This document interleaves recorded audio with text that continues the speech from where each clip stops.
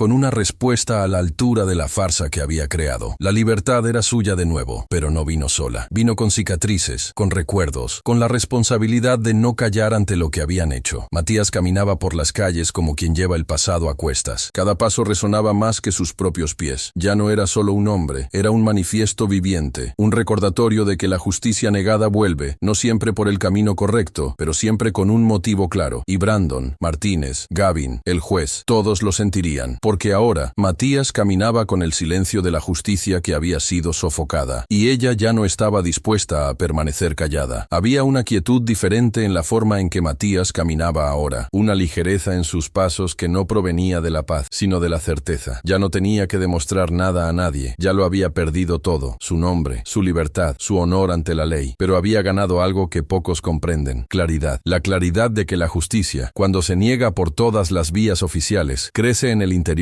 como un deber sagrado. No era la venganza lo que movía sus actos, era la memoria, y una memoria nítida es el arma más precisa que un hombre puede tener. Matías ya no se veía como una víctima, ni como un acusado. Ahora era la consecuencia de la negligencia de todos los que prefirieron la cómoda mentira a la incómoda verdad. Y el primer nombre de su lista no podía ser otro: Gavin, el empleado que podría haber dicho la verdad, que podría haber dicho: él estaba pagando, él no robó, él no amenazó a nadie, pero que decidió retroceder, decidió callarse, y al callarse, empujó a Matías a la celda. Cada mentira tiene su fundamento en el silencio cómplice de alguien. Gavin fue ese silencio. Localizarlo no fue difícil. Las personas que desaparecen por conveniencia suelen dejar rastros. Gavin había dejado la tienda unas semanas después del episodio. El dueño no quería mantener a alguien involucrado en un escándalo, pero él estaba viviendo en otro barrio, lejos de la tienda, trabajando como repartidor. La vida seguía como si nada hubiera pasado. Matías observaba desde la distancia. Esperó el momento adecuado. Registró rutinas, trazó horarios. Fue en una bochornosa noche de jueves cuando el plan se concretó. Matías no actuó solo. Dos hombres de confianza, antiguos compañeros de uniforme, operaron en silencio. No hubo espectáculo ni exposición. Solo se entregó el mensaje. Gavin fue interceptado al salir de un aparcamiento. En cuestión de segundos fue reducido. No sufrió tortura. No fue golpeado hasta el agotamiento. Solo se enfrentó al miedo que creía que nunca tendría que afrontar. La paliza que recibió no fue para hacerle daño físico, sino para grabar en su piel el recuerdo de la mentira que había ayudado a mantener. Y junto al coche en llamas, dejaron solo una frase escrita con pintura blanca en el suelo de la acera: sabes lo que has hecho. Esa misma noche, Matías regresó a casa y no celebró. No sonrió, no bebió, no llamó a nadie. Solo se sentó en el sillón del salón, con los codos sobre las rodillas y las manos entrelazadas, mirando al suelo como quien habla con el pasado. Sabía que eso era solo la primera pieza, y ahora cada movimiento tenía que ser más preciso que el anterior, porque él no era un hombre fuera de control, era un hombre en control total. Y esa era la parte más peligrosa. La segunda acción requería más preparación. Martínez, el hombre que testificó contra él sin dudar, que repitió la versión de Brandon como si fuera un guión, como si la verdad fuera un obstáculo que debía eliminar. Martínez era más experimentado, más cauteloso. Tenía contactos, vivía rodeado de colegas de la fuerza. No sería fácil tocarlo, pero Matías ya no buscaba facilidades, buscaba lecciones, y ciertas lecciones deben enseñarse con precisión quirúrgica. Fueron semanas de observación. Matías lo seguía discretamente. Sabía dónde entrenaba, dónde hacía la compra, a qué panadería iba los domingos. Incluso sabía el nombre del perro que Martínez paseaba todos los días a las 6 de la tarde. Sin embargo, el objetivo no era hacerle daño físico, era alterar lo que él creía que era más sólido, su control. Entonces, un domingo por la mañana, cuando Martínez regresó del mercado, encontró la casa allanada. No se habían llevado nada, pero todo estaba fuera de su sitio. Las paredes estaban pintadas con fechas y frases escritas con tinta negra. Las mentiras dejan huellas. Sus fotos estaban rotas y tiradas sobre la cama. Su armario militar había sido desmontado. Todo allí decía una sola cosa: alguien te está observando, y tú sabes por qué. Martínez, al día siguiente, solicitó protección. Alegó que estaba siendo perseguido por desconocidos, pero nunca mencionó a Matías, porque lo sabía, porque llevaba dentro de sí esa certeza que no necesita pruebas. Cuando siembras injusticia con tus propias manos, es imposible dormir sin esperar que llame a tu puerta. El juez fue el tercero. Matías dudó, sí, no porque sintiera piedad, sino porque sabía que el juez era solo la punta del iceberg de un sistema podrido. Aún así, su pluma fue la última palada de tierra sobre su libertad. Entonces necesitaba sentir, no con violencia, sino con destrucción. La casa del juez fue allanada en plena madrugada. No se dañó nada de forma irreversible, pero se puso todo patas arriba. Las paredes estaban cubiertas de mensajes enigmáticos. Los armarios estaban revueltos. La habitación donde dormía solo ahora olía al caos. Y sobre la almohada, una pequeña caja con una réplica del reloj que lo había iniciado todo, partida por la mitad. Cuando amaneció, el juez supo que algo había cambiado. Pidió discreción, ordenó reforzar la seguridad, pero se alejó de los juicios por tiempo indefinido. Ya no podía mantener la apariencia de imparcialidad con los ojos vibrando de miedo, porque la verdad es que incluso los que ocupan la cima de la justicia saben cuándo se han equivocado. Lo que no esperan es que el error vuelva, los mire a los ojos y les pregunte, ¿y ahora qué? Esa misma noche, Matías salió a dar un paseo. La ciudad parecía más silenciosa. Las calles vacías tenían un eco extraño. Caminaba sin prisa, respiraba hondo. No había ligereza, pero sí propósito. El tipo de propósito que no se explica, solo se lleva consigo. El comienzo de la represalia no fue una explosión, fue un susurro silencioso, un toque frío en la espina de los culpables, y la promesa de que los siguientes pasos serían aún más precisos, porque ahora ya no se trataba de devolver lo que le habían quitado. Se trataba de reconstruir su nombre, piedra a piedra, y cada piedra vendría de las manos de aquellos que intentaron enterrarlo. En la vida de un hombre que ha estado en el fondo de una celda, que ha visto su nombre pisoteado en público y su honor cuestionado por instituciones enteras, los momentos de silencio no significan calma, significan estrategia, significan que algo se está diseñando con precisión. Fue precisamente en ese estado en el que Matías pasó las semanas siguientes a las represalias iniciales. Sabía que cada movimiento tendría un efecto, que cada rostro manchado por su propia mentira ahora miraba a su alrededor con más cuidado, pero había un rostro, en particular, que aún dormía tranquilo, un hombre que aún caminaba por las calles con la arrogancia intacta. Brandon. A diferencia de Gavin, Martínez y el juez, Brandon todavía se creía intocable, quizás por ser policía, quizás por tener amigos en todos los lugares adecuados, quizás por llevar tanto tiempo viviendo en la comodidad de la impunidad que ya no creía que pudiera ser alcanzado, y eso lo hacía aún más peligroso, porque los hombres como Brandon no temen las consecuencias, solo entienden el lenguaje del poder. Y Matías sabía que, si quería que Brandon lo entendiera, tendría que hablarle directamente en ese idioma. La advertencia no podía ser solo una señal de que Matías estaba cerca. Tenía que ser un golpe en el centro de la confianza de Brandon, algo que dijera, te conozco, sé cómo piensas, y estoy 2 pasos por delante. Así que Matías eligió el método más personal, más inquietante, más directo. Invadió el espacio íntimo sin tocar el cuerpo, porque a veces lo que más desestabiliza no es el dolor físico, sino saber que alguien ha entrado en tu fortaleza y ha salido sin ser visto. Brandon vivía en un condominio de clase media alta, en una casa espaciosa, con jardín bien cuidado, y cámaras por todas partes. Se creía a salvo. El sistema de vigilancia, las puertas electrónicas, los vecinos atentos, todo eso le permitía dormir tranquilo. Pero Matías ya había estado en lugares mucho más hostiles, había invadido lugares infinitamente más protegidos. Para él, eso no era más que un ejercicio de paciencia y de lectura del territorio. Durante 3 noches, Matías observó, analizó los turnos de los guardias de seguridad, las horas a las que Brandon salía con su hija, los momentos en los que Clara se quedaba sola en casa. Se dio cuenta de que había un fallo en el sistema, una zona ciega entre el lateral del garaje y el patio trasero, donde la iluminación fallaba y las cámaras no alcanzaban con claridad. Por ahí entró, sin ruido, sin violencia, solo pasos firmes y decididos. Dentro de la casa, Matías no destruyó nada, no se llevó nada, solo caminó. Pasó por las habitaciones como si inspeccionara recuerdos. Se detuvo en la sala y miró las fotos en la estantería. Brandon, Clara y Raquel. Sonrisas enmarcadas en momentos que ahora parecían montajes. Tomó uno de los marcos, lo miró por un instante y lo volvió a colocar en el mismo lugar. Subió las escaleras, abrió la puerta del dormitorio de la pareja. El olor le resultaba familiar, una mezcla de perfume dulce y papel pasado de una vida que intentaba parecer perfecta. Sobre la mesita de noche, el reloj, ese símbolo de todo lo que le habían quitado. Matías no lo tocó, solo lo observó como quien contempla un trofeo que le han robado antes de la victoria. No entró en la habitación de su hija, se detuvo ante la puerta puerta y permaneció en silencio durante unos segundos. La niña dormía, inocente, a salvo de todo aquello. Y por eso Matías mantenía una línea invisible que nunca cruzaría. No se trataba de vengarse de inocentes. Se trataba de hacer que los culpables se enfrentaran a la podredumbre que fingían no ver. En la cocina, sobre la mesa, dejó la nota. Un sobre negro. Dentro, una sola hoja doblada con 3 palabras escritas a mano. Confiesa, o lo perderás todo. Sin firma, sin explicación, pero suficiente para que Brandon lo entendiera. Al salir, Matías volvió a pasar por la sala. Arregló una lámpara que se había desplazado y cerró la puerta trasera como si nunca hubiera estado allí. No había huellas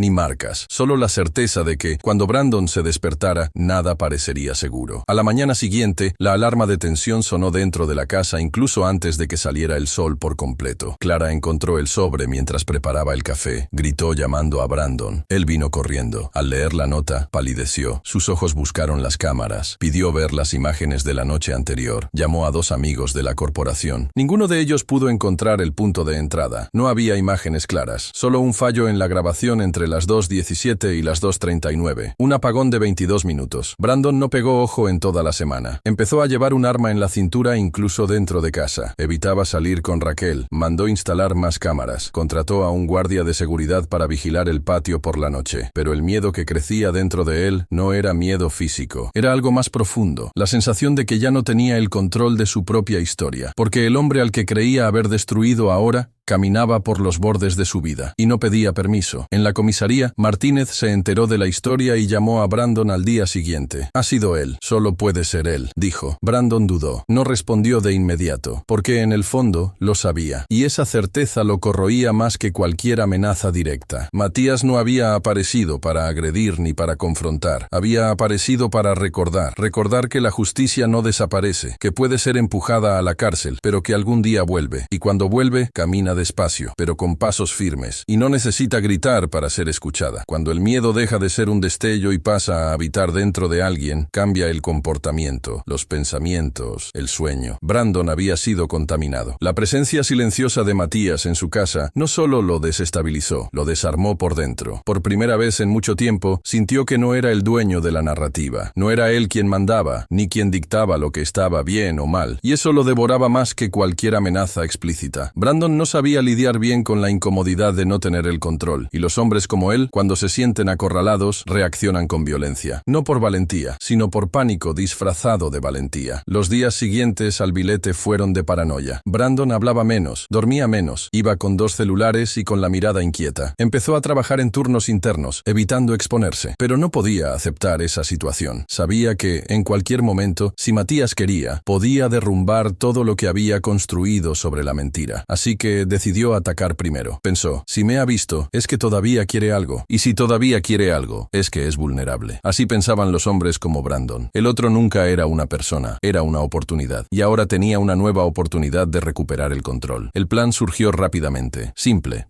Directo, como a él le gustaba. Reunió a 4 compañeros, hombres como él, que también habían cruzado los límites de la ética tantas veces que ya no sabían dónde estaba la línea. Ninguno de ellos pidió pruebas ni quiso saber detalles. Bastó con que Brandon dijera, Matías me ha amenazado, quiere acabar conmigo, vamos a adelantarnos. Y la lealtad entre ellos, construida en silencio y con favores antiguos, fue suficiente para poner el plan en marcha. Prepararon la emboscada como quien tiende una trampa a un animal salvaje. Conocían los hábitos recientes de Matías. Uno de los compañeros de Brandon conocía a alguien del mercado al que solía ir Matías. Así descubrieron que siempre aparecía los sábados, a última hora de la tarde, para comprar lo básico: pan, fruta, carne, arroz. Siempre tranquilo, solo, discreto. La misma disciplina de quien nunca se permite ser sorprendido. Pero incluso los más cautelosos confían en pequeñas rutinas. Era un sábado caluroso. El cielo estaba despejado. Las calles estaban más vacías de lo habitual. Matías entró en el mercado como siempre. Pasos firmes, ropa sencilla, semblante tranquilo. No sospechaba nada. Estaba tan concentrado en mantener el equilibrio interior que no se dio cuenta de que, fuera, el equilibrio del otro lado se había roto por completo. Brandon y sus hombres ya estaban posicionados. 2 de ellos en el aparcamiento. Uno en el pasillo cerca de la entrada. Otro fuera, vigilando los movimientos. El ataque no sería en público. Brandon no quería escándalos. Quería que desapareciera. El plan era secuestrar a Matías, llevarlo lejos, borrar las huellas y dejarlo aislado. No querían eliminarlo físicamente, sino exiliarlo del mundo, impedirle continuar su camino, que desapareciera como tantos otros que un día se enfrentaron a estructuras más grandes que ellos. Cuando Matías salió del mercado con la bolsa en las manos, ni siquiera tuvo tiempo de pensar. Una furgoneta oscura se detuvo junto a la acera. 4 hombres bajaron en segundos. Una capucha negra le cubrió la cabeza. Unos brazos lo inmovilizaron. El impacto en el estómago fue suficiente para doblarle el cuerpo. Lo arrojaron dentro de la furgoneta sin ver caras, sin oír nombres. El mundo se oscureció. El silencio que lo rodeaba parecía hecho de cemento. Dentro del vehículo, la capucha le apretaba la cara. Le costaba respirar. Tenía las muñecas atadas. Pero aún así, Matías mantenía la mente activa. Respiraba por la nariz, lentamente. Comenzó a contar mentalmente los minutos, los giros, las curvas. Había aprendido a orientarse sin ver. Su cuerpo se convertía en un radar. Cada bache en la carretera, cada desaceleración, cada voz apagada, todo alimentaba el mapa invisible que dibujaba en su interior. Brandon, en el asiento delantero, no decía ni una palabra. Había algo frío en su silencio, pero también había inquietud, porque incluso con Matías dominado, sabía que lo que estaba haciendo tenía peso, y no era el tipo de peso que se alivia con justificaciones. Era el tipo de peso que crece con el tiempo, y él lo sentía. La furgoneta siguió por la carretera. El plan era llevarlo a una zona remota, de bosque cerrado, lejos de la ciudad, donde el tiempo parecía no pasar. Desde allí, sería trasladado a una región aislada de África, por medios clandestinos. Un favor que un viejo contacto le debía a Brandon. El objetivo era solo uno: hacerlo desaparecer de la vida pública, desaparecer de las noticias, dejar de ser una amenaza, convertirse en ausencia. Pero Matías no era del tipo que aceptaba desaparecer. A mitad del trayecto, con el cuerpo aún encorvado, comenzó a mover los dedos. Las yemas de los dedos arañaban discretamente la costura de la capucha. Mantenía la respiración controlada. La adrenalina hacía que el tiempo pasara más rápido, pero él conservaba la calma de quien ya había salido de situaciones mucho peores. La capucha, poco a poco, comenzó a aflojarse. El nudo de los puños también. Un simple descuido de uno de los captores. Una cuerda mal ajustada. Y en cuestión de minutos, la ventaja que Brandon creía tener comenzó a evaporarse. Fue en una curva larga cuando Matías hizo el movimiento. Aprovechó el balanceo del vehículo. Empujó con fuerza su propio cuerpo contra el lateral de la furgoneta. Utilizó el hombro como palanca y con un movimiento rápido deslizó los puños hacia adelante. La capucha cayó parcialmente. Su visión aún estaba borrosa, pero lo suficiente como para ver la puerta trasera. Estaba cerrada con llave, pero no era imposible. Con la rodilla dio un golpe seco en el lateral de la puerta. 1, 2. Al tercero, el pestillo cedió. Y entonces, en un impulso lleno de riesgo, Matías saltó. Rodó por el asfalto. El dolor fue inmediato. Tenía los brazos arañados y la espalda ardiendo, pero era libre, estaba ileso, y más que eso, estaba alerta. Corrió hacia el bosque al borde de la carretera. El sonido de los gritos detrás de él desapareció en pocos minutos. Se escondió, esperó. El corazón le latía como un tambor de guerra. 1 hora después, encontró la carretera principal. Un camionero se detuvo asustado. Vio en aquel hombre herido algo que no sabía nombrar. Matías no le dio explicaciones. Solo le pidió que lo llevara a la ciudad. Al llegar se puso en contacto con su antiguo círculo militar. Era su turno de reaccionar, pero ahora Brandon había cruzado una línea, y cualquier intento de silenciarlo se había convertido en el mayor error de todos. El salto desde el maletero fue más que un acto de desesperación. Fue una declaración de vida. Matías no solo cayó sobre el asfalto, sino sobre la certeza de que, a partir de ese momento, cualquier vacilación podría ser fatal. El impacto lo lanzó contra el costado de la carretera, donde el suelo era áspero, irregular, y el olor a tierra caliente mezclado con el asfalto quemado llenaba el aire. La caída fue brusca. Tenía los brazos arañados, el hombro le latía con fuerza y la pierna derecha le hormigueaba de forma incómoda. Pero no tuvo tiempo de evaluar el dolor. Su cuerpo ya se movía por instinto. Rodó fuera de la pista. Se escondió detrás de un barranco cubierto de vegetación rala. Tumbado entre hojas secas y pequeñas ramas, oyó a lo lejos los gritos ahogados dentro de la furgoneta. Alguien gritó su nombre, no como una llamada, sino como una maldición. Había frustración en la voz, descontrol. Brandon no imaginaba que fuera a escapar. No aceptaba que alguien, aunque herido y encapuchado, hubiera logrado burlar la trampa que habían preparado con tanto cuidado. Pero Matías había pasado años en zonas de combate donde cada paso podía ser el último. Huir de 4 hombres comunes, por muy entrenados que estuvieran, No era nada nuevo, era solo otra misión más. Esperó en silencio. Observó los faros de la furgoneta alejándose, cortando la carretera oscura mientras desaparecían en el horizonte. El sonido de los neumáticos pronto se disolvió entre los árboles. Su corazón latía con fuerza, pero con ritmo. No era pánico, era preparación. El tipo de estado que pocos logran alcanzar, donde el miedo se convierte en combustible. Cuando el silencio se consolidó, Matías se levantó con dificultad. La pierna le dolía más de lo que quería admitir, pero no había tiempo para contusiones. No había lugar para quejas. Con pasos lentos, se adentró en el bosque. Necesitaba alejarse de la carretera. Necesitaba un escondite. Caminó durante casi una hora, con el cuerpo pesado, la cara sudorosa y los músculos palpitando. El bosque era denso, pero no inhóspito. Leía la vegetación como quien lee un mapa. Evitaba dejar rastros, evitaba dejar marcas. En un momento dado, encontró un claro. Se tumbó en el suelo húmedo. Respiró hondo. El cielo sobre él estaba oscuro, pero estrellado. Los altos árboles se curvaban con el viento, como si lo observaran. Por primera vez en horas, Matías cerró los ojos durante unos minutos. No durmió, no descansó, pero dejó que su cuerpo reorganizara las prioridades. La mente ya trabajaba en silencio. Después de una breve pausa, se levantó. Siguió en línea recta, hasta donde imaginaba que estaría la carretera principal. Necesitaba encontrar a alguien, un coche, una señal de civilización, y lo encontró. Una vieja camioneta avanzaba lentamente por la carretera de un solo carril, con los faros bajos y el motor rugiendo con fatiga. Matías salió de las sombras y levantó los brazos. El conductor frenó de inmediato. Asustado, vio a aquel hombre sucio, herido, con expresión tensa y mirada fija. Pero había algo en la mirada de Matías que no era una amenaza. Era urgencia, era dolor. «Lléveme a la ciudad», dijo con voz ronca y firme. «Por favor, ¿me siguen?» El conductor dudó, pero asintió. Quizás por miedo, quizás por empatía, quizás porque, aunque no entendía la historia, sabía que algo andaba mal. Matías subió a la carrocería. Se escondió entre cajas de lona. La carretera continuaba, lenta, llena de baches, y la vibración del motor hacía que su cuerpo temblara por dentro. Pero con cada kilómetro, la idea de estar más cerca de la ciudad reavivaba en él una llama. No había sido derrotado. Al llegar al perímetro urbano, saltó del camión sin despedirse. Caminó hasta un teléfono público. Marcó un número que guardaba en la memoria desde sus tiempos en el cuartel. Una voz conocida respondió, fría, precisa. «Soy Matías. Necesito reunir al equipo». Al otro lado de la línea, no hubo preguntas, solo un silencio afirmativo, porque aquellos en quienes Matías confiaba sabían que, si pedía ayuda, no era por impulso, era porque la situación había cruzado todas las líneas de la tolerancia. Y en ese momento, lo que estaba en juego ya no era solo su reputación, era su existencia. Esa noche, Matías fue acogido en un cuartel improvisado en las afueras de la ciudad, un lugar discreto, sin identificación externa, gestionado por exmilitares que operaban en una red silenciosa, lejos de los radares públicos. Allí se curó las heridas, se limpió los cortes, se cambió de ropa, durmió 4 horas, lo suficiente para que su cuerpo no colapsara, pero su mente no descansaba. Al día siguiente, la noticia de su desaparición comenzó a circular tímidamente. Algunos canales decían que había huido, otros que estaba desaparecido. Nada oficial. Brandon aún intentaba decidir qué versión difundir, pero ninguna se sostendría por mucho tiempo, porque Matías había regresado. La ciudad parecía más pequeña ahora, más pequeña y más silenciosa, como si supiera lo que se avecinaba. Había un peso en el aire que no se podía nombrar, pero que podía sentir cualquiera que prestara atención a las entrelíneas de la vida cotidiana. Una tensión que no provenía de los titulares ni de las redes sociales. Era un silencio denso, como el que precede a una tormenta. Y en medio de todo eso, Matías se despertó antes del amanecer, no porque se le hubiera acabado el sueño, sino porque la misión había comenzado. Y desde que cruzó la puerta de aquel cuartel improvisado, ya no era solo Matías Santana, el hombre que lo perdió todo en un tribunal. Ahora era el comandante de una operación que no se escribiría en los libros de historia, pero que dejaría huellas profundas donde debía dejarlas. Allí, en ese lugar discreto a las afueras de la ciudad, el tiempo era diferente. No había relojes colgados en las paredes, solo coordenadas, mapas, listas. Las conversaciones eran puntuales, las miradas precisas. El lugar estaba dirigido por hombres y mujeres que habían dejado el servicio activo, pero no habían abandonado sus principios. Algunos se alejaron por desilusión, otros por conflictos con la propia estructura, otros por elección personal. Pero todos tenían una cosa en común. Respetaban a Matías, respetaban su historia, su liderazgo, su capacidad para mantener la cabeza alta incluso cuando todo le había sido arrebatado. El primer día se dedicó a leer el escenario. Matías expuso con detalle todo lo que había sucedido desde la tienda hasta la emboscada en la carretera, sin exageraciones, sin dramatismos, solo los hechos. Hablaba con firmeza, como quien dibuja un mapa de guerra, y mientras describía los movimientos de Brandon, las mentiras de Martínez, el teatro montado en el tribunal, sus antiguos compañeros escuchaban con el rostro tenso y la atención fija. Nadie dudaba, porque todos allí sabían de lo que era capaz el sistema cuando necesitaba proteger a los suyos. Luego vinieron las reuniones tácticas, se abrieron mapas de la ciudad, se trazaron rutas de vigilancia, se analizaron los perfiles de todos los involucrados. El comportamiento de Brandon en los últimos meses, sus puntos débiles, su rutina, su exposición pública, se registró cada detalle, cada cambio de humor, cada movimiento sospechoso. La guerra, como toda guerra bien hecha, debía construirse con paciencia. Matías repartió las responsabilidades. No era un justiciero solitario, era un estratega. Sabía que, para ganar, necesitaba disciplina. Y la disciplina era algo que llevaba en los huesos. Los militares bajo su mando lo seguían sin dudar, no por miedo, sino por confianza. Confiaban no solo en la causa, sino en el equilibrio que mantenía, a pesar de todo el dolor que le latía por dentro. Matías no se movía por una furia ciega. Quería que cada acción dejara un rastro, una huella, algo que los culpables nunca pudieran borrar. Entre bastidores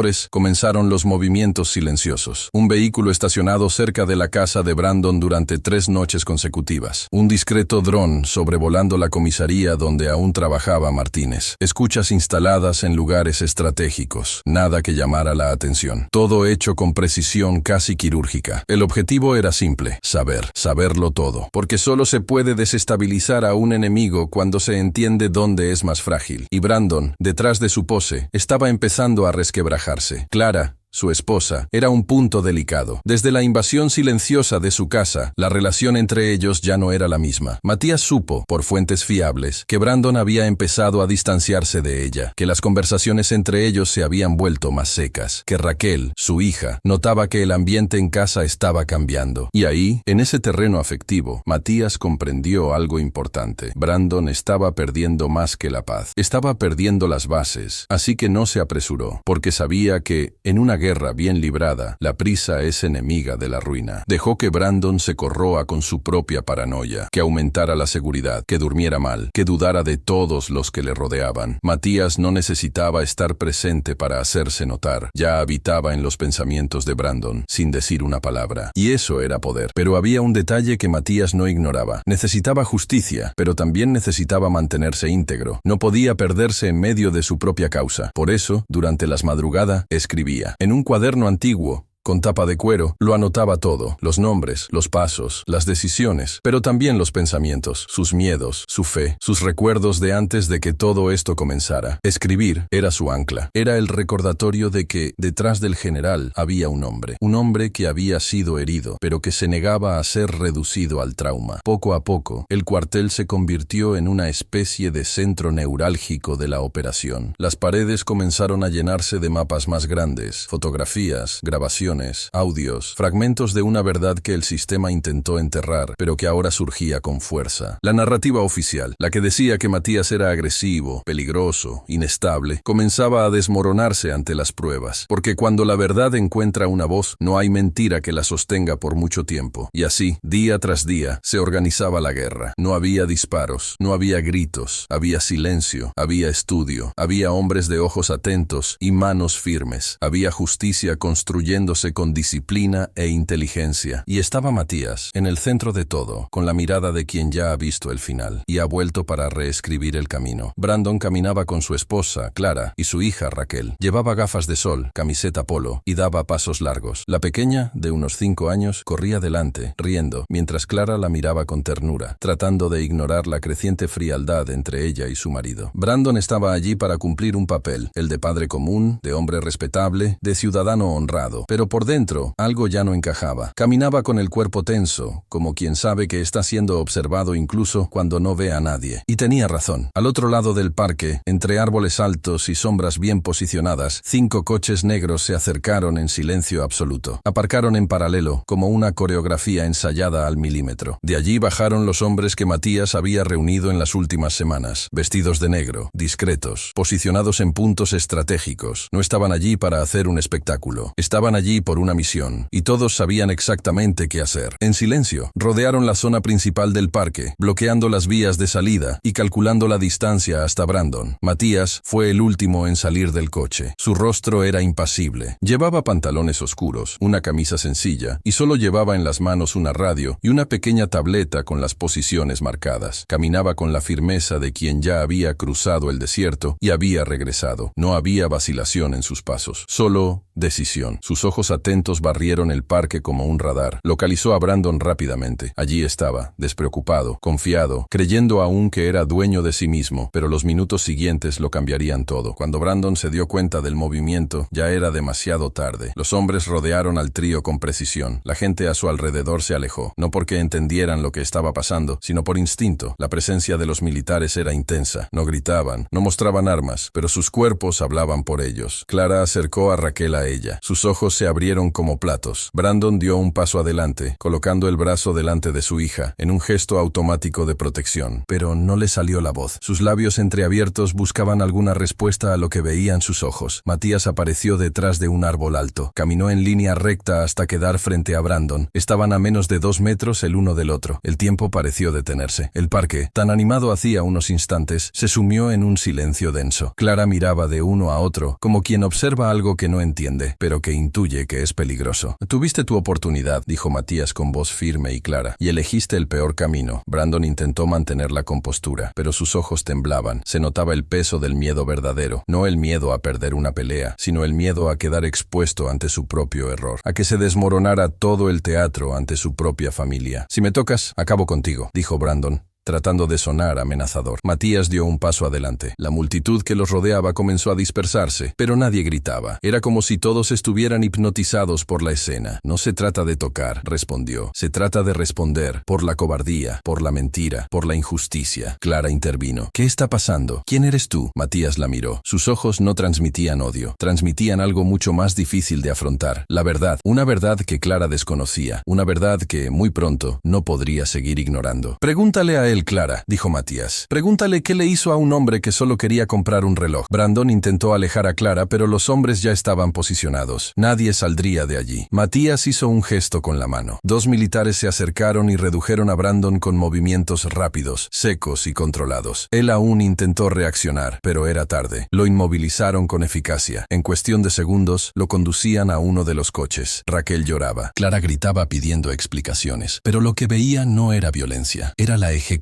de un plan. Era algo que nacía del silencio y la paciencia. Antes de entrar en el coche, Matías se volvió hacia Clara. Se acercó a ella con cuidado. Se arrodilló ante la niña y le tocó el hombro con suavidad. El gesto no era frío, era humano. No quería asustarla. Solo quería que ella viera, que comprendiera que lo que estaba sucediendo allí no era una escena del crimen, era una escena real. Él pagará, Clara, dijo, pero no como ustedes piensan. Pagará con su conciencia, con la soledad, con el mismo dolor que me causó, y yo cuidaré de ustedes. Porque ustedes no tienen la culpa. Ella no respondió. Sus ojos estaban llenos de duda, pero también de reconocimiento. Algo en ella, en ese instante, pareció darse cuenta de que el hombre que tenía delante no era un criminal. Era alguien destrozado por dentro, tratando de reconstruirse con los pedazos que le quedaban. Brandon fue llevado. Entró en el coche sin fuerzas para resistirse. Sabía que aquello no era el final, solo el comienzo de las verdaderas consecuencias. El convoy partió en silencio, con los coches deslizándose por la carretera como sombras organizadas, y detrás de ellos, el parque volvía lentamente a la normalidad. Los niños retomaban sus pasos, los bancos volvían a ocuparse, pero nada allí sería igual. Ese día, la justicia no llegó con uniforme, ni con toga. Llegó con los ojos marcados por el dolor. Llegó con pasos firmes y el alma cansada. Llegó sin alboroto. Pero cuando llegó, nadie dudó de que era ella. Y Matías, por fin, había dado el primer paso hacia el fin de la guerra. Brandon había sido trasladado en silencio, sin esposas visibles, pero rodeado de hombres que llevaban en los ojos la misma lealtad que habían jurado a Matías. Durante el trayecto gritó, amenazó, prometió venganza, pero nadie le respondió. El silencio de los demás le obligaba a hablar con su propia conciencia, la única voz que no podía controlar. Al llegar a su destino, una propiedad olvidada entre las montañas canadienses, lo dejaron en una pequeña cabaña de madera. La calefacción era escasa, el mobiliario sencillo. El mundo se había reducido a una habitación, una cama, una chimenea intermitente. No había teléfonos, no había comunicación, solo él y él mismo. Durante semanas, Brandon intentó resistir. Caminaba de un lado a otro, murmuraba frases sueltas, revivía escenas del pasado, pero con el tiempo, el frío dejó de ser su único compañero. Los recuerdos comenzaron a hablar más alto. Empezó a verlo, a Matías, en las esquinas, en los reflejos, en los silencios. Y cuanto más pasaba el tiempo, más entendía. Aquello no era una prisión común, era un espejo permanente, un lugar donde no podía mentir ni huir, un lugar donde cada mentira volvía como un reflejo. Y así, poco a poco, el hombre que antes se veía a sí mismo como una autoridad comenzó a desmoronarse, no por los puños de Matías, sino por la ausencia del mundo que sustentaba su arrogancia. Mientras Brandon desaparecía del mapa, Clara y Raquel se enfrentaban a otro tipo de invierno. La casa donde vivían fue perdiendo luz. Primero fue la ausencia del ruido masculino que solía resonar en los pasillos. Luego, la falta de recursos. Con el tiempo, las facturas atrasadas, las visitas curiosas de los vecinos, las miradas cargadas de juicio. La gente quería saber dónde estaba, por qué había desaparecido, pero Clara no tenía respuesta, y en silencio empezó a comprender que la verdad quizá estaba donde menos quería mirar. Fue durante una de esas tardes grises cuando Matías reapareció. No llegó con arrogancia, no pidió entrar, solo llamó a la puerta, con la mirada baja y una bolsa en las manos, comida, medicinas, material escolar. Clara tardó en abrir, y cuando lo hizo, el mundo pareció detenerse. No sabía si huir, gritar o preguntar. Se quedó allí, mirando a aquel hombre que, hasta hacía poco, veía como una amenaza. Pero ahora había algo diferente en él. No era el mismo Matías del tribunal, no era el mismo que se enfrentó a Brandon en el parque. Era otro. Un hombre tranquilo, con el alma aún en reconstrucción, pero ya con pilares firmes. No he venido a pedir perdón, dijo sin prisa, ni justificación.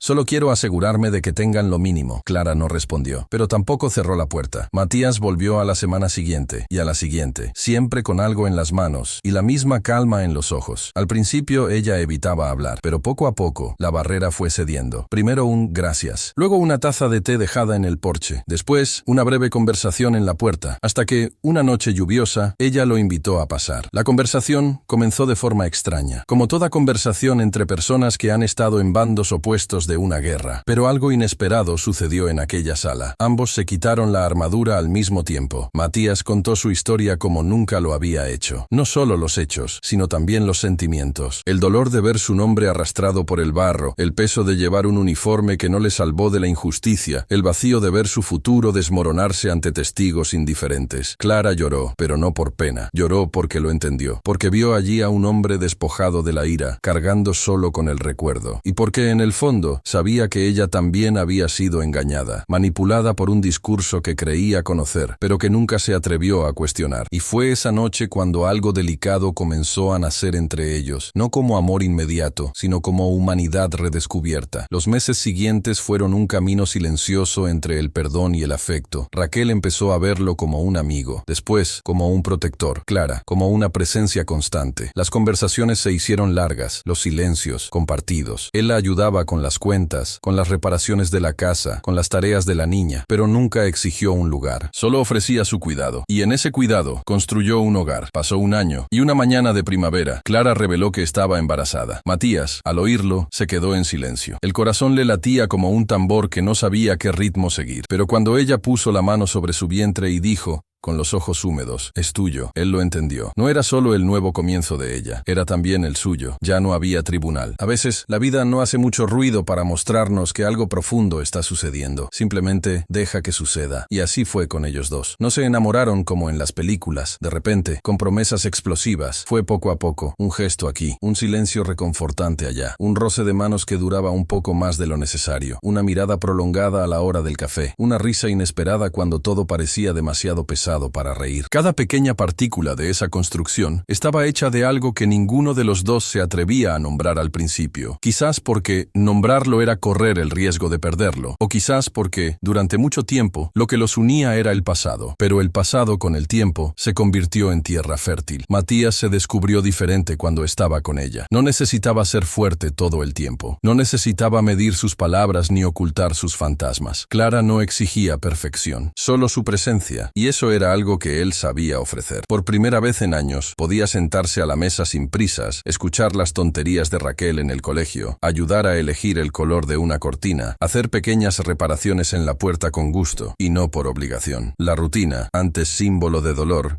ahora era señal de reconstrucción. Clara también estaba cambiando. La mujer que durante tanto tiempo había vivido a la sombra de un marido que le hacía dudar de su propia intuición, ahora se veía libre. Ya no había gritos ni control disfrazado de celos. Con Matías podía ser ella misma. Podía contar sus inseguridades sin miedo a parecer débil. Podía decir no sé sin ser juzgada. Y más que eso, se sentía escuchada. Con atención real, con ojos que no se deslizaban por encima de las palabras, sino que se sumergían en ellas. El amor entre ellos fue creciendo como una planta que nace en una grieta de hormigón, improbable, pero tenaz. Al principio, ambos se resistieron. Llevaban consigo el peso de la historia, y no era poca cosa. Él era el hombre que había traicionado todo lo que ella había creído antes. Ella era la mujer que había estado casada con el hombre que destruyó la vida de él. Pero en lugar de dejar que esos puentes quemados los separaran, aprendieron a caminar sobre las cenizas. Y allí, en las cenizas, encontraron calor. El embarazo de Clara llegó como confirmación de que realmente estaban haciendo algo nuevo. No solo un niño, sino una oportunidad. Una vida que no cargaba con el peso de la culpa, sino con la promesa de un nuevo tiempo. Matías, al saber que iba a ser padre de nuevo, sintió que se le llenaba el pecho de una emoción que no sabía explicar. No era solo alegría, era gratitud, una gratitud densa, profunda, que solo siente quien lo ha perdido todo, y aún así encuentra espacio para recibir algo tan precioso. Los días siguientes fueron diferentes. Había una ligereza en el aire. Clara sonreía más. Raquel empezó a llamarlo Papá Matías, por iniciativa propia, y él no la corrigió, lo aceptó, con los ojos llorosos, pero con el corazón firme. Era como si por fin hubiera encontrado lo que siempre había buscado. No venganza, no reconocimiento público, no aplausos, sino pertenencia. Un rincón en el mundo donde pudiera respirar sin miedo. Una noche, después de acostar a Raquel, los dos se sentaron en el porche, con mantas sobre los hombros y tazas de té en las manos. La luna estaba llena e iluminaba el jardín recién arreglado por él. Los grillos hacían su discreta sinfonía de fondo. Clara lo miró con una sonrisa tranquila. ¿Te acuerdas del día que entraste en la tienda para comprar ese reloj? Matías miró al frente, como si viera el tiempo retroceder lentamente. Sí, solo quería algo sencillo, un regalo para mí. Después de todo, solo era un reloj. Ella respiró hondo. ¿Y acabó siendo el comienzo de todo esto? Sí, respondió él. Pero si hubiera sabido que me traería hasta aquí, quizá habría elegido el mismo reloj otra vez. Ella sonrió con los ojos brillantes. La mano de él buscó la de ella. Y en ese contacto había de todo. Dolor, pérdida, perdón, esperanza. Pero sobre todo, había amor. Un amor que no necesitaba explicación ni justificación, solo vivirlo. Matías sabía que el mundo exterior aún tenía sombras. Sabía que su historia no era fácil de digerir para todos. Pero también sabía que, por dentro, estaba completo. Por primera vez en mucho tiempo, ya no había sed de venganza, ya no había prisa. Solo la certeza de que, donde menos lo esperaba, había encontrado lo que siempre había buscado. El invierno canadiense no es solo frío, es absoluto. Los árboles se doblan bajo el peso del hielo. El viento parece tener dientes, y el tiempo allí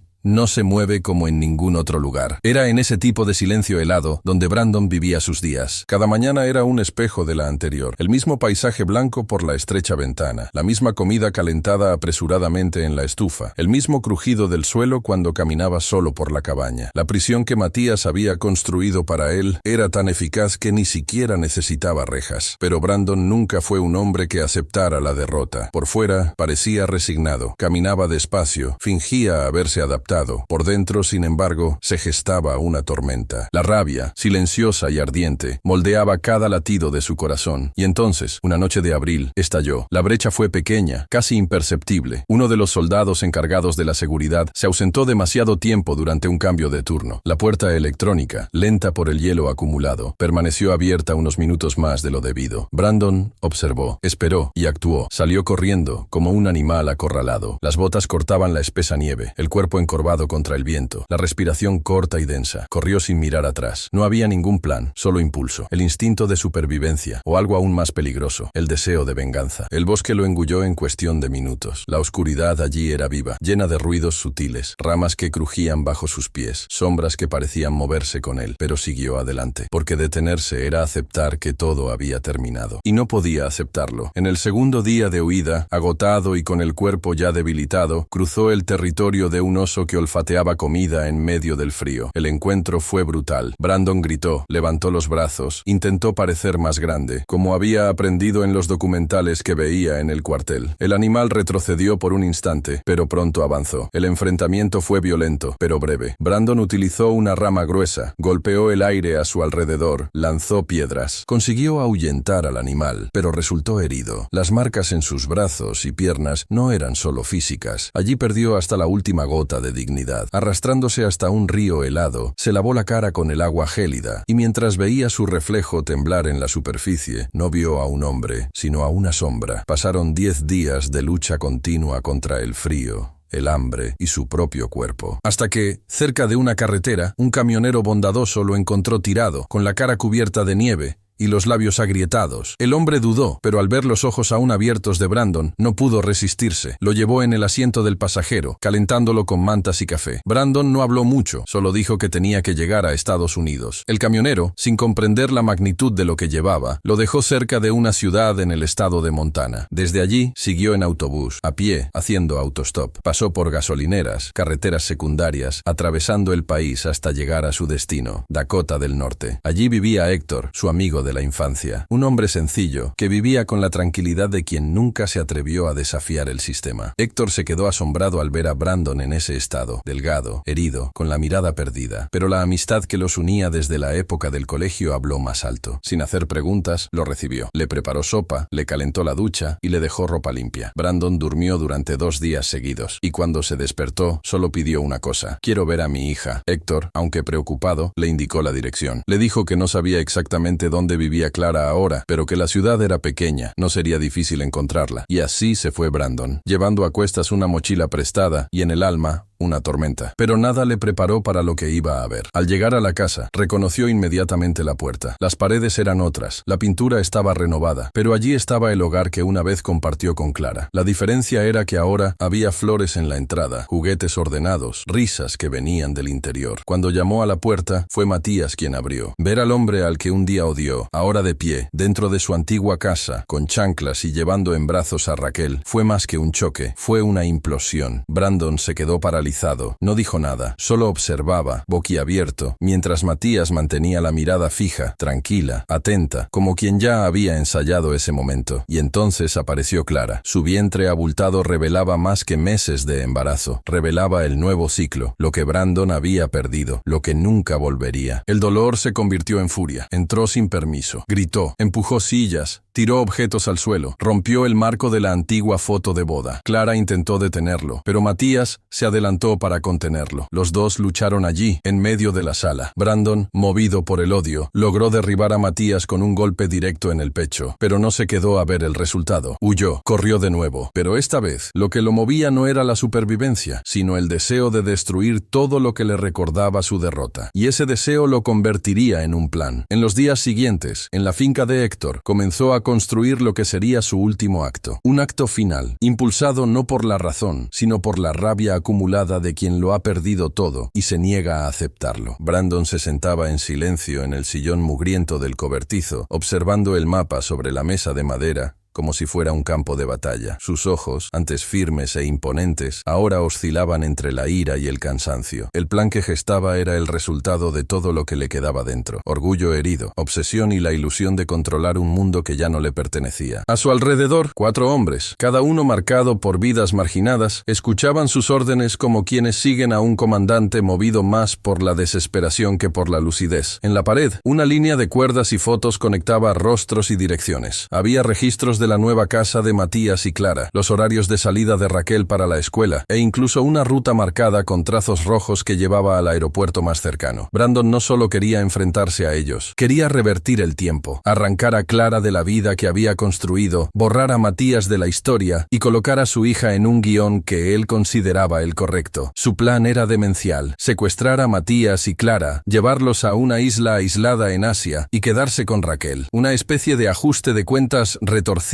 en el que él sería el padre restaurado, el justiciero, el hombre que venció. En los días siguientes, el galpón se convirtió en un centro clandestino de estrategia. Los mercenarios, antiguos conocidos de misiones no oficiales, comenzaron a traer equipos, enrutadores, dispositivos de vigilancia, mochilas tácticas, ropa oscura, el sonido de voces secas se mezclaba con el zumbido constante de las máquinas encendidas. Era como si un microcosmos de guerra hubiera nacido en el corazón de Dakota del Norte. Pero lo que Brandon no sabía era que, en el momento en que salió de la casa de Clara rompiendo todo, Matías ya había actuado. En medio de la pelea, cuando la camisa de Brandon se rasgó parcialmente, Matías aprovechó un segundo de distracción para introducir un pequeño rastreador entre los hilos de la tela, un dispositivo minúsculo, pero con autonomía para transmitir la ubicación durante días. Matías no solo era fuerte, estaba preparado, y más que eso, era paciente. Mientras Brandon se hundía en su propio plan de venganza, Matías vigilaba cada movimiento. Con el apoyo de Julian y 3 especialistas del ejército, rastrearon la señal hasta el almacén y comenzaron a escuchar las comunicaciones, registrar las entradas y salidas y documentarlo todo con grabaciones. En pocos días, tenían un expediente completo. En la madrugada del viernes siguiente, el cielo estaba cubierto de nubes bajas. El frío hacía que el asfalto pareciera cristal. A las 3:17 de la madrugada, los militares irrumpieron en el almacén con precisión quirúrgica. No hubo alboroto. No hubo resistencia. Cuando derribaron las puertas, Brandon seguía mirando a la pared, reorganizando las rutas de escape del plan. Lo atraparon en silencio, con las manos sudorosas y el pecho jadeando. Los mercenarios fueron esposados en el suelo y ninguno de ellos reaccionó. Sabían que había llegado el fin. La operación encontró más de lo esperado. Memorias USB con registros del plan de vuelo, documentos falsos para Raquel, vídeos con instrucciones sobre lo que harían con Matías y Clara tras el secuestro. Todo estaba allí, claro como el agua. Cada paso, cada intención, cada prueba. En el juicio, la sala se vio envuelta en una atmósfera pesada. Brandon fue conducido al banquillo de los acusados con la mirada perdida. Ya no había disfraces. El juez, tras escuchar el informe completo de las autoridades, respiró hondo antes de anunciar la sentencia. 5 años para cada uno de los mercenarios, que se limitaron a cumplir órdenes. Cadena perpetua para Brandon. No solo por el horrible plan, sino por reincidencia, riesgo público e intento de destrucción de una familia. Cuando cayó el martillo, Clara apretó con fuerza la mano de Matías. No celebraba con euforia. Era un alivio silencioso. Se cerraba un capítulo. Una amenaza dejaba de acechar sus días. Tras el juicio, Matías reunió a Clara y Raquel en casa. Con el bebé a punto de nacer, la pareja habló durante horas sobre el futuro. Quedó claro que,